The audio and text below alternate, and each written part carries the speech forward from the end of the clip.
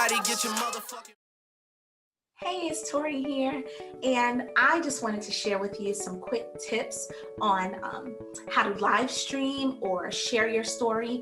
Whether you are an aspiring coach, whether you are an entrepreneur, or you are a speaker and going live just totally freaks you out. Whatever your holdup might be about getting live and talking to your audience and engaging with them and interacting with them more on social media, you know it's a tool that you need to utilize in your business. Utilize, I hate that word. It sounds like something my grandma should be saying, but you know it's a tool that you need to use in your business, and yet it freaks you out to actually do it. I used to say when I first started live streaming, and I am a debate champion for St. Thomas Aquinas High School, my school. I was on a debate team. I set records at my school that are still there now. I'm the National Honor Degree member, and I'm an honor degree member of the National Catholic Forensics Leagues, believe it or not, when I just totally screwed that up. And I really love public speaking. I really do. It's easy for me. It comes very simple. A lot of people struggle with being able to get up and talk to people, and that was never one of my things. But live streaming totally freaked me out in the beginning. I was like, okay, they can see me, but I can't see them. And if anyone watched Sex and the City as much as I do, they would know exactly where that came from, Mr. Big. But they can see me, but I can't see them. And so, you know, you get these comments and they're coming in, and it can be really nerve-wracking. And so I was talking to one of my clients today, and I just wanted to, one of my Masters Accelerators clients, and she has all these really amazing ideas, and I just find her to be so bright and so genius in her zone. Like, she slays, and I cannot wait to see the incredible things that she's gonna do with her coaching business. But again, she had that same issue where getting on live is just like nerve-wracking. And so I gave her a couple of tips, and I am going to give you a couple of those tips to help you relate and calm down and relax and know that, like, it's okay, you know, and you don't have to take a shot, you know.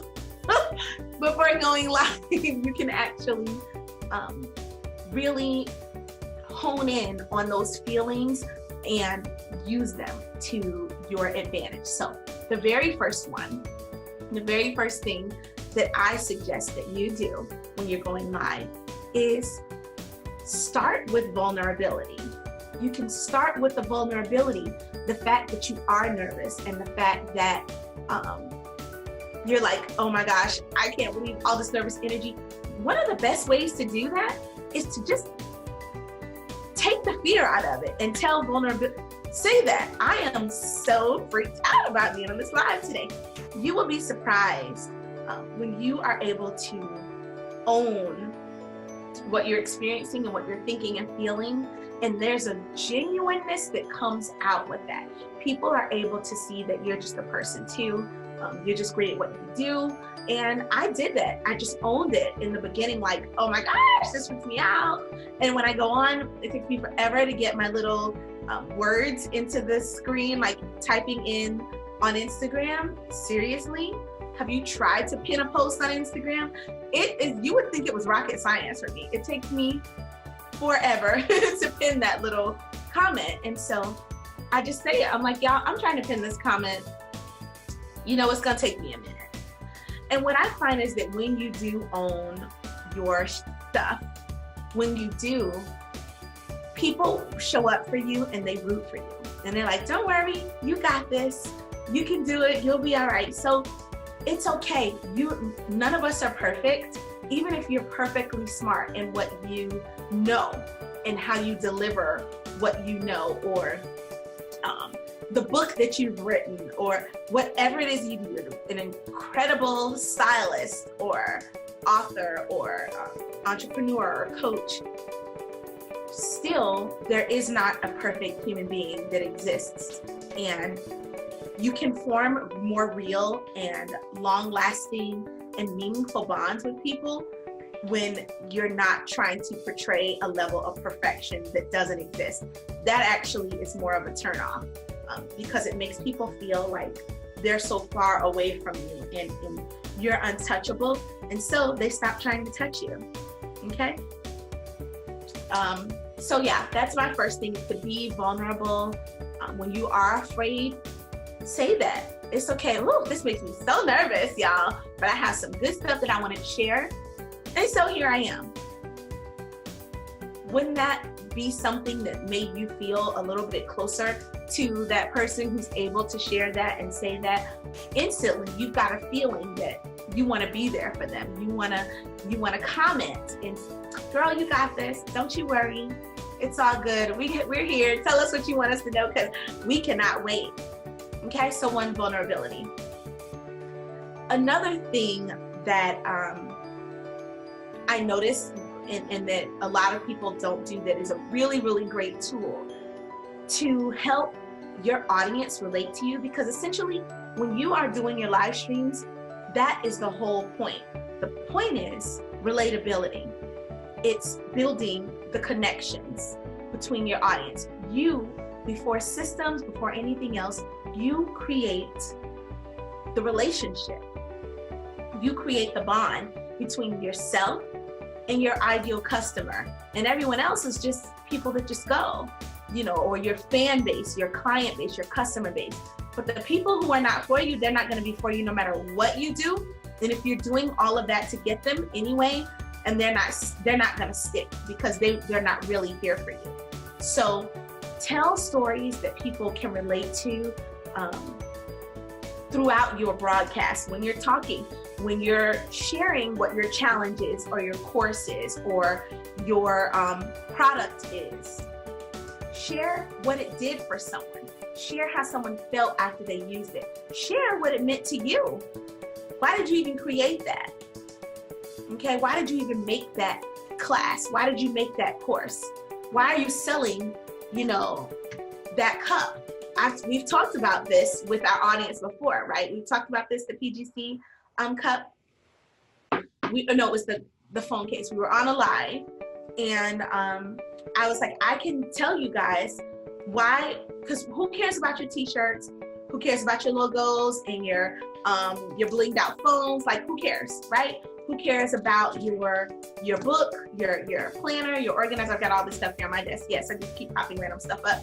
And no, I did not know I was gonna do that. It's just all here. Okay, don't judge me. Got a giant desk. Okay. But who cares about the product if the product can't make the person relate? And so they were like, they love when I do this. I used to do this on live streams all do it. Like, Tori, do it. And so I'm like, you want me to make you want this product? I can show you exactly how to do that. So it's not about the product. I'm gonna tell a story. My mommy had me at 16. Yes, she did. She's a teenage mom, and she's amazing. She has property. She's built an incredible life for herself and for her daughter, which I don't need or want your stuff. But her grandsons, okay, and their children. At 16, she did that, and people judged her, as you can imagine, that people do, especially in that time. She's born in the 60s. And so people judged her, and they did not think that she was going to be anything. And they certainly didn't have high hopes for me. And so I grew up, and she was really tough on me. And it was tough to be El Boogie's daughter, right? Because she had done these things, and she wanted to make sure that I did not do the same thing. And so I became an honor student. I became the debate champion. I became the extreme overachiever. And so people cheered me on all the time. Yeah, I was the pretty black girl. That's annoying, right? People cheered me on. But when I got the confidence and believed in myself, then that became a problem. Then I was stuck up, or I thought too much highly of myself. And so that's always been this constant battle that I have struggled with in my life, like previously. Let's be clear about that now, right? I always struggled with which way am I supposed to be? You tell me to believe in myself and to make myself better and to learn everything and become the best that I can possibly be. And then I did it, and then I'm proud of myself and my achievements and my accomplishments, and I'm proud of my babies and my business and all of those things. And now I'm bougie and stuck up, and oh, she does Range Rover, she thinks she's this, it's like she owns homes. It's like, where is that balance? And so I wanted a place where women could feel like they could be that, and that they are that. That is you. That's who you are. There's nothing wrong with pursuing your dreams and your goals and wanting to be the best version of yourself. There's nothing wrong with being proud of it when you do make accomplishments at all. In fact, a step beyond that, I want a place where we can celebrate that together, and you can come in to the socialite and you can tell all your business besties about your wins, and no one is going to throw shade. No one is going to say anything negative. They're going to cheer you on. They're going to be so excited for you, and they're going to tell their friends and their family, oh my gosh, one of my socialite sisters did this, and that. That is what the Posh Girls Club represents. That's what we're about. We're about sisterhood. We are about, and so we're about a tribe and a connection. So when I drink out of my cup, and I have my cup sitting in my office, can't get it, there we go. It's the old logo.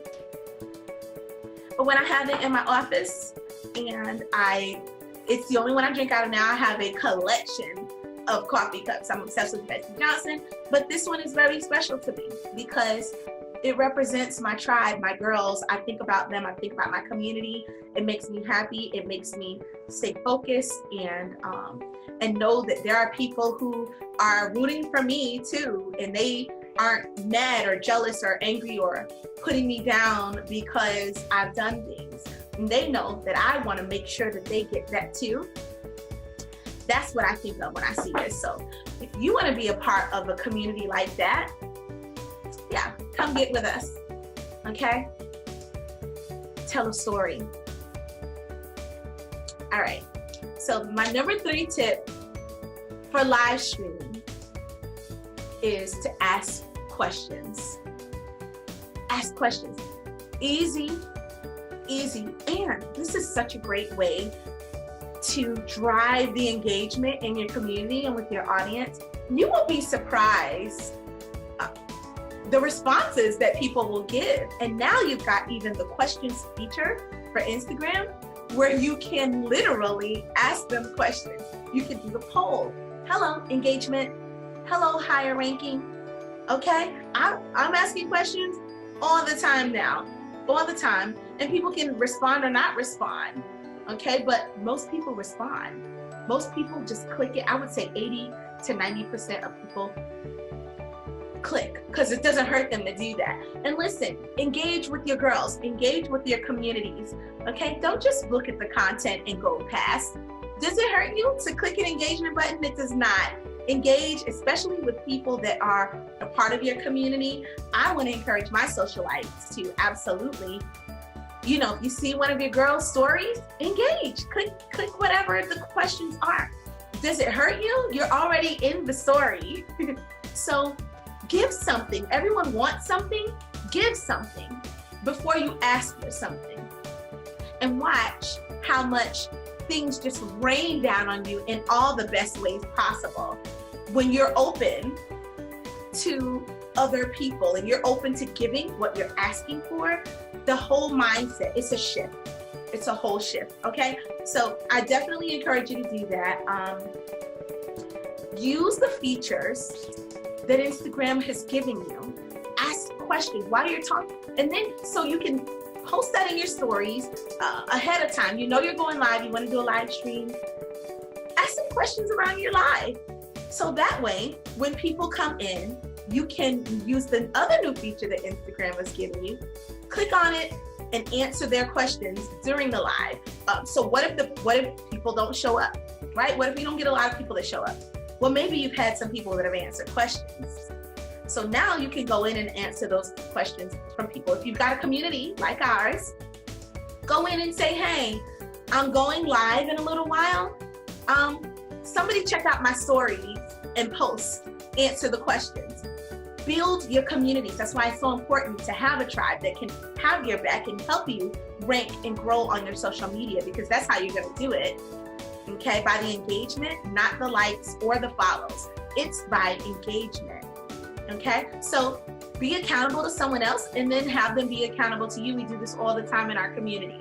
All right, answer those questions live, but also always when you go live, think of a couple of questions that you can ask people. If anyone does come on, or people may DM you later, think of questions that you can ask to get them typing and to get more content. Not only content to talk about while you're live, but what? Content for later. Because you can go back, you can review, you can see what the questions were, and you can use those. Okay? So those are my 3 little tips for going live streaming, sharing your story, building whatever the business is that you're working on. Get comfortable talking to your audience. Okay? Be vulnerable, because people can appreciate vulnerability. It's real and raw, and that is how you connect to your audience. Tell stories that people can relate to, because that's how you build the target audience.